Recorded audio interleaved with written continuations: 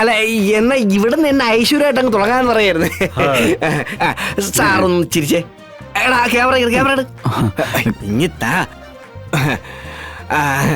എടാ ഇവിടെ രാഘവ സാറിന്റെ ഫോട്ടോ എടുത്ത് എന്നെ തുടങ്ങാം. ഇത്ര ഐശ്വര്യമുള്ള മുഖം ഇവിടെ ആർക്കുണ്ട്?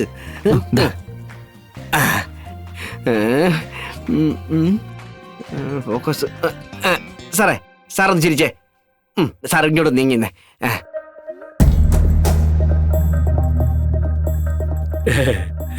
പിള്ളേ താനോടി വന്നേ വാ.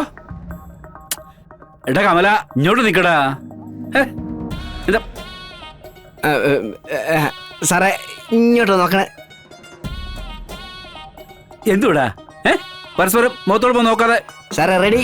ക്യാമറ നോക്കടാ. സാറേ ഇങ്ങോട്ട് ഒന്ന് തിരിച്ച്. അയ്യടാ റെഡി.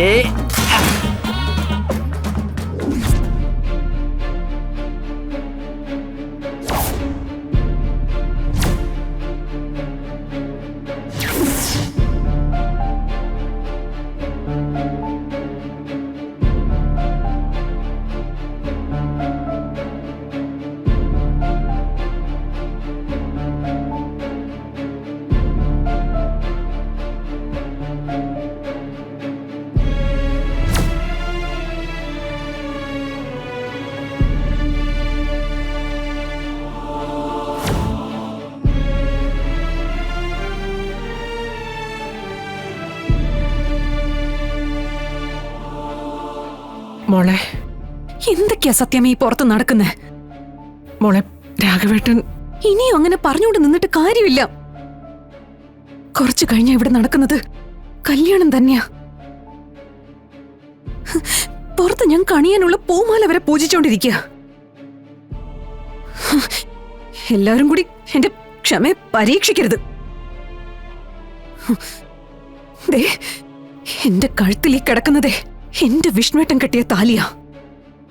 അതിന് ഞാനൊരു മഹത്വം കൽപ്പിക്കുന്നുണ്ട്. അതിനെന്തെങ്കിലും രീതിയിൽ ഒരു കുറവ് വന്ന ഞാൻ സ്വയം ജീവനെടുക്കും.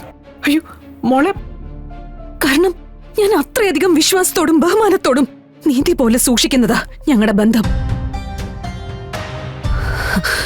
അതിലൊരു വിള്ളലുണ്ടാക്കാൻ ഞാൻ സമ്മതിക്കില്ല. അതിപ്പോ എന്ത് അസുഖത്തിന്റെ പേരിലാണെങ്കിലും എനിക്കത് അംഗീകരിച്ച് തരാൻ പറ്റില്ല. മോളെ നമുക്ക് എന്തെങ്കിലും ഒരു വഴി കാണാം. ഞാൻ ശിവനുമായിട്ടൊന്ന് സംസാരിക്കട്ടെ. സംസാരിച്ചിട്ട് എന്ത് കാര്യം? എന്നെ പോലെ തന്നെ അയാളുടെ അവസ്ഥയും.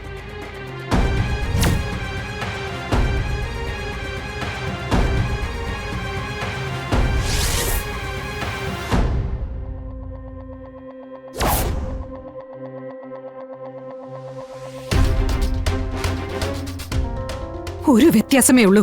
എന്നെ പോലെ കടുത്ത തീരുമാനങ്ങളൊന്നും അയാൾക്കെടുക്കാൻ പറ്റില്ല. പക്ഷെ ഞാൻ അങ്ങനെയല്ല.